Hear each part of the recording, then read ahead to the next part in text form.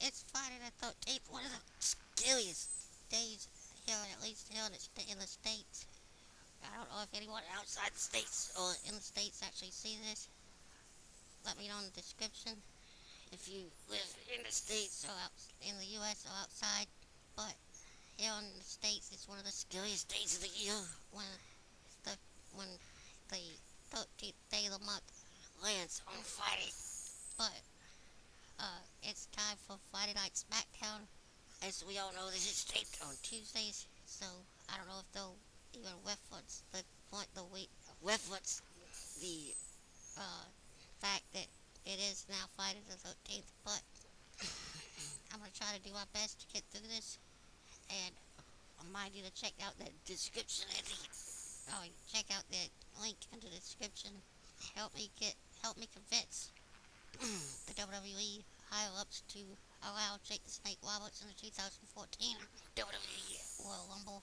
But coming up tonight, the Rated R Superstar is back on SmackDown to host The Cutting Edge with Randy Orton and Daniel Bryan.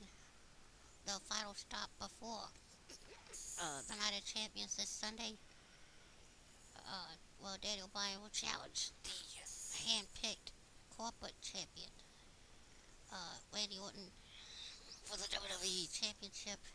They've only got about maybe 5, 6 matches signed for Night of Champions, so they may throw in a couple more before tonight, or they may just have a bunch of randomly thrown together matches at the pay-per-view. But tonight's the last stop, and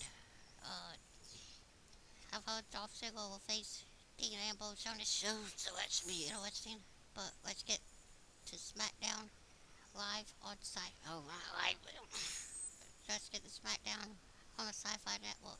It's about to kick off.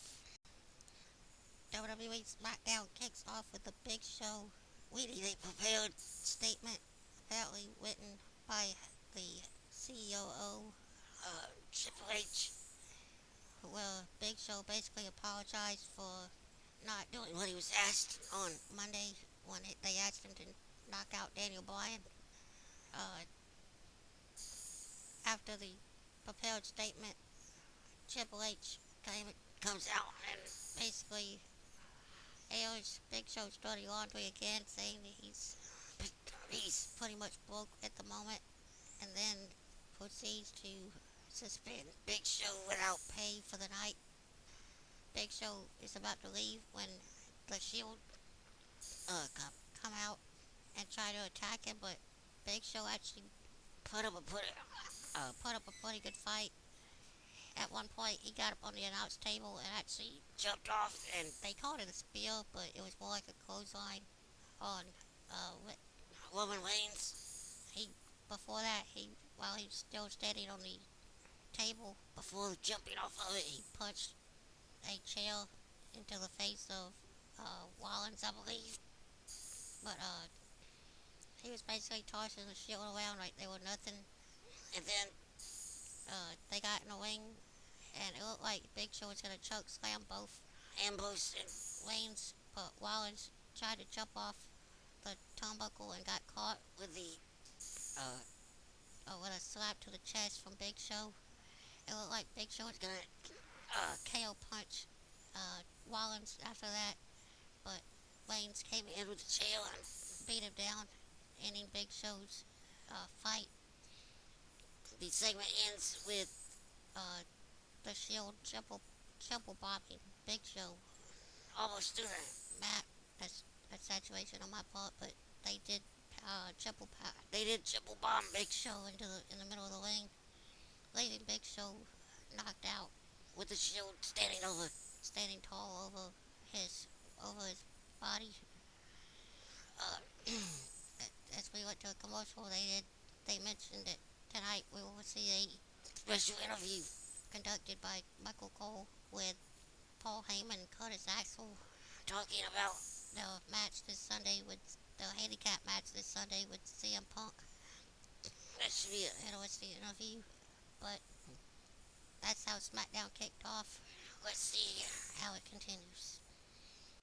The a Divas six-man tag featuring Layla, Lisa, and Oksana versus Natalia, Naomi, and Brie Bella ends at a somewhat of uh, a big smudge, big like nothing like it wasn't a real finish. AJ Lee was on commentary for the like 5 seconds of the match, but in that 5 seconds, I believe she said a lot of great things on commentary. She may be a heel. She may be trying to play up the bad guy, the bad girl, or whatever, the heel persona. But everything she said it and has said about uh, Naomi and the Bella, the Funkadactyls and the Bellas and Natalia, everything AJ said has been right on the money in my opinion. But uh, it looked like Natalia was about to was in control of the match when AJ ran from the announce table and jumped in the ring and tried to attack Natalia. The ref threw the match out, and AJ got triple teamed by Natalia, Lee, and Naomi until Alicia, Oksana, and Layla pulled AJ out, and they declared Natalia, Naomi, and Brie Bella the winners of the match. This is leading to the fatal four. This is leading to the four-way match this Sunday for the Divas title. Well, I'm hoping and praying that AJ actually pulls it out, or at least if she doesn't, give it to Natalia. But don't let Brie or Naomi win it, because it's just wrong in my opinion. But they did announce that Vicky Guerrero has given Dolph Ziggler an opportunity tonight. He will face in that match I mentioned before against Dean Ambrose. If he wins tonight, he will get a U.S. title match against Ambrose at Night of Champions. So I'm assuming that he's gonna win the match, but that could be all a swerve or something. But that's what's coming up. We still got more SmackDown, so let's get back.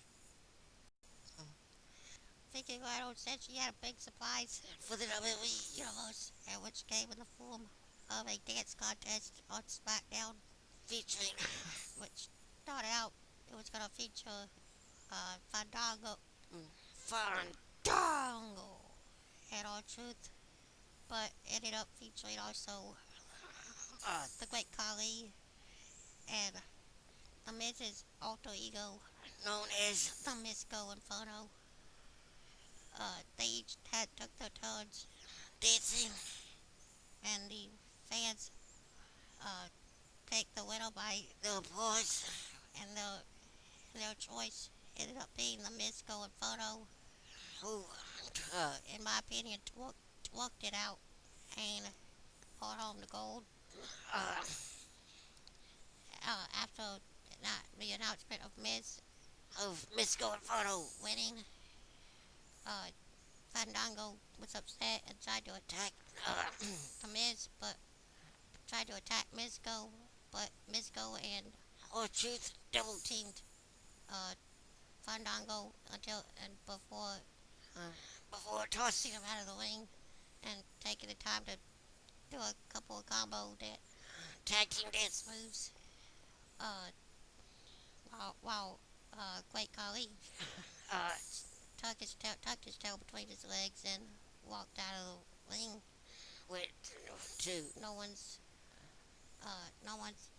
unhappiness. Khali left the ring for R-Truth and Miz Go Inferno to celebrate Miz Go's win. I thought it was a failure. I thought it was hilarious seeing the Miz dressed like Disco Inferno, and if anybody remembers Disco from WCW.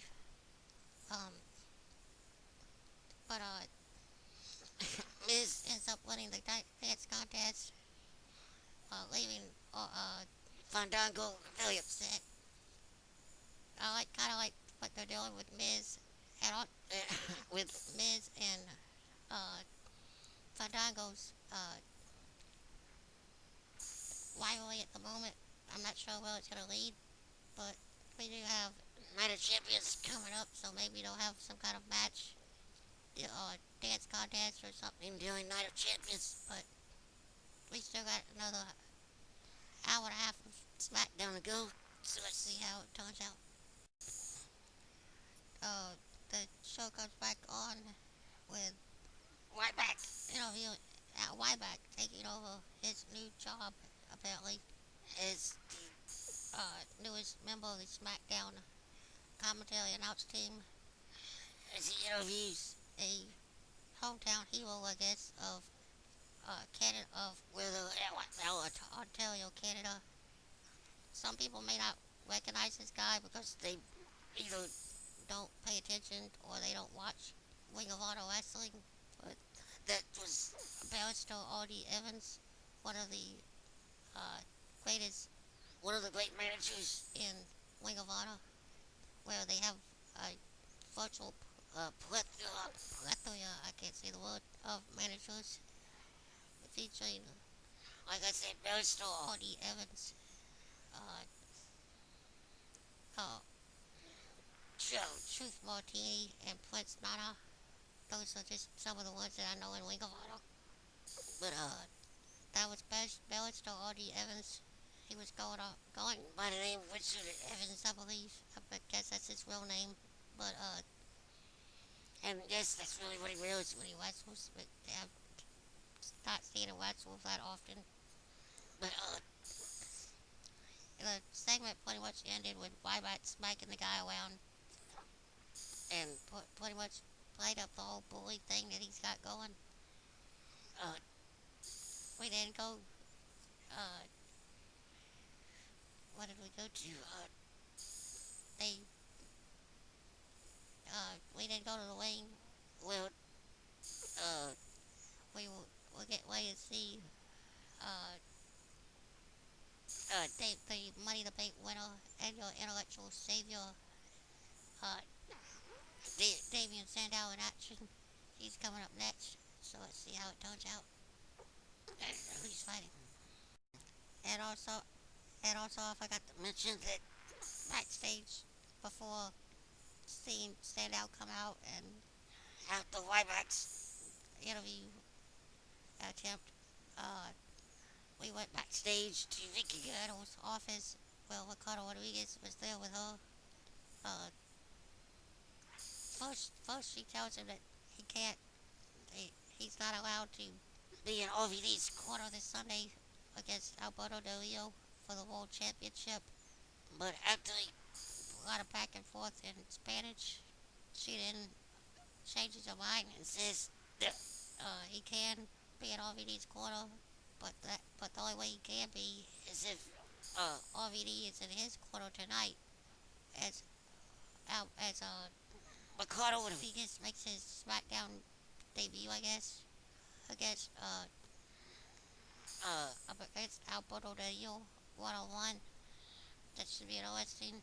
I know to a lot of WWE people, fans that only see SmackDown and Raw, they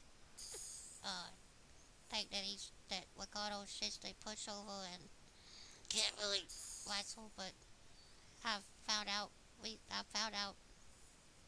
a while back that he actually is a trained wrestler. He trained for in WWE's developmental system and also in Mexico, I guess. But he is a trained wrestler, so it's not like he doesn't know anything about the business or how to wrestle. So it should be an interesting thing to see. But coming up is Damien Sandow. So let's see who he's fighting. Sandow's opponent ended up being Santino Marada, who pulls out another very bad upset in my opinion, actually beating the Money in the Bank contract holder with the Cobra. I don't know what to say about this. I do not like Santino. I don't want to see him on TV, and I don't want to see him winning. But coming up next is the in-ring interview with Michael Cole interviewing Mr. Paul Heyman and the Intercontinental Champion, Mr. Curtis Axel. Should be interesting. Let's see how it turns out. Um, the interview with Paul Heyman ends up becoming Paul Heyman trying to figure out a way to back out of the match at Night of Champions by asking the WWE Universe to boycott the pay-per-view this Sunday and saying that if they do spend no money to buy the pay-per-view, that all they'll pay to see is CM Punk get his hands on Paul Heyman and run him out of the WWE. And in Heyman's mind, he knows that no one wants to watch that, but the fans seem like they want to see it, so it's probably they're probably all gonna buy it. And but the segment ended with Paul was leaving with the WWE Universe, singing na na na na, hey hey hey, goodbye to Paul Heyman, in hopes of him leaving after Night of Champions after Punk gets his hands on him. But coming up next is Alberto Del Rio 101 with Ricardo Rodriguez. So let's see how it turns out. Ricardo Rodriguez puts up a very good fight, better than I thought he would against Alberto Del Rio. Yet Ricardo actually had a very decent tornado DDT out of the corner, but it ended up with Del Rio getting the win after Ricardo tries to do a top rope maneuver but gets cut off. It looked like he was going to do a moonsault of some sort, but Alberto comes to and pushes him off, making him punch the top rope, the corner, and then Del Rio takes him off the ropes with a reverse superplex, letting Ricardo face first on the mat to take him out of the game for the 1-2-3. Del Rio pins Ricardo, the world champion. Alberto Del Rio pins Ricardo Rodriguez after the match. Del Rio tries to lock in the cross arm breaker, but RVD comes into the ring, hits a spin kick on Del Rio, knocking him to the mat, and then hits Del Rio with the 5-star frog splash. Sends Del Rio out of the ring while RVD was doing his point to myself pose. But will this be the case this Sunday when RVD faces ADR for the World Championship? We'll have to wait to see how that match turns out. But I guess now Ricardo will be in RVD's corner since he competed in that match. But coming up next, the show-off. It shows up to take on the show-off. Dolph Ziggler shows up to take on the United States Champion Dean Ambrose in a non-title match. If Ziggler wins the match, he will get a U.S. title match this Sunday at Night of Champions. I think it's kind of a step backwards for Ziggler, but I'm still hoping that he pulls it off because I want to see that match at Night of Champions where they can have a little more time to do a lot better things. Not that I know that this match tonight won't be good, but I believe given the right amount of time on a pay-per-view, they can actually do a lot better things with these two, Ziggler and Ambrose. But let's see how tonight's match turns out. Dolph Ziggler picks up the win over Dean Ambrose after the other two members of the Shield, Roman Reigns and Seth Rollins, jump into the ring when it looked like Ziggler was about to get a pin. Because of the disqualification, giving Ziggler the win. But after the Shield jumped in, the Usos came running out to make the save for Ziggler.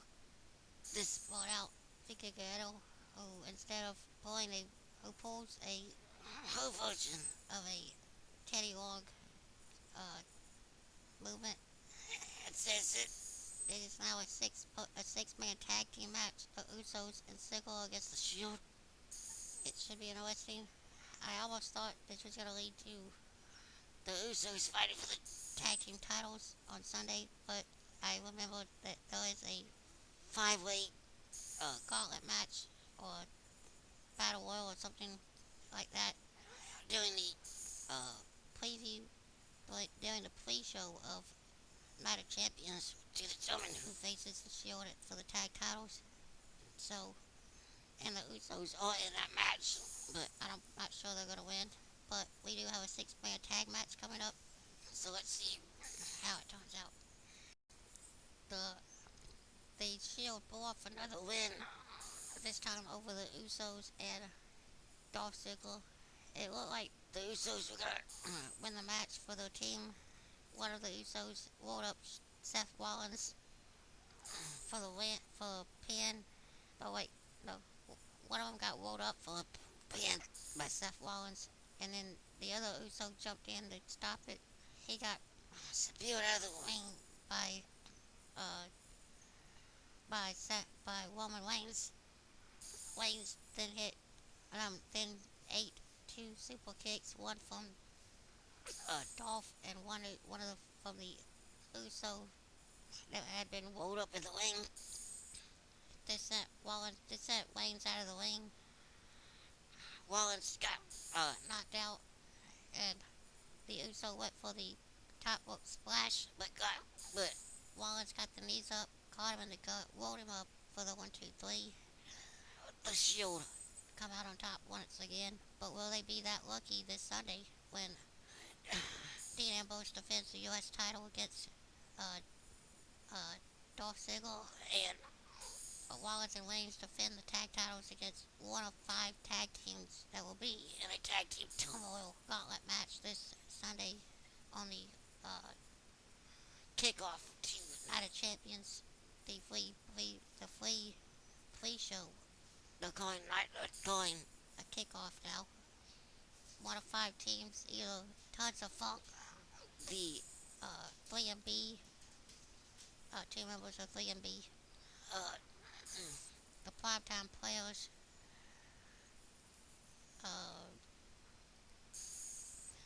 the Real Americans, and the Usos. One of those 5 teams will have a chance during Night of Champions to face Rollins and Reigns for the tag titles.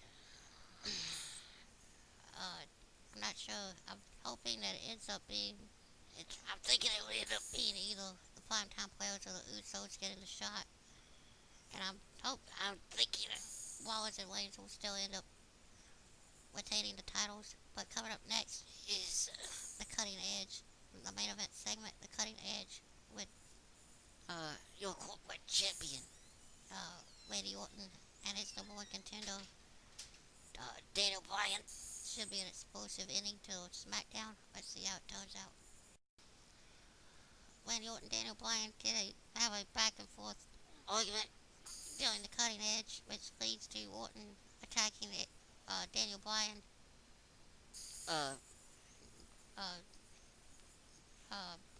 and getting a few blows in a mount position on Bryan until Orton takes his eye off the ball by looking at Edge to see if he's going to jump him, even though Edge physically can't jump him because his neck is actually hooked.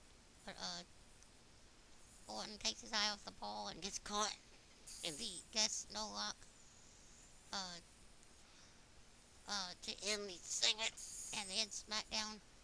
SmackDown goes off the air with Orton rolling out of the ring in pain, while Daniel Bryan points to the sky and leaves the WWE Universe in a yes chant to end SmackDown.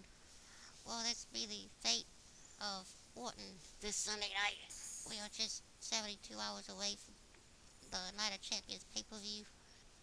This is the second time in 1 week that Daniel Bryan has got one up on the WWE Champion and the Corporation 2.0. But we have to wait till Sunday to see how that turns out. I might do a prediction video either tomorrow night, no, tomorrow or Sunday. But I'm not sure if I'm really gonna do that or not, but um, remember to check that description. Check that link in the description for the petition to get Snake Roberts in the 2014 WWE Royal Rumble. Like, subscribe, and comment. And that's SmackDown.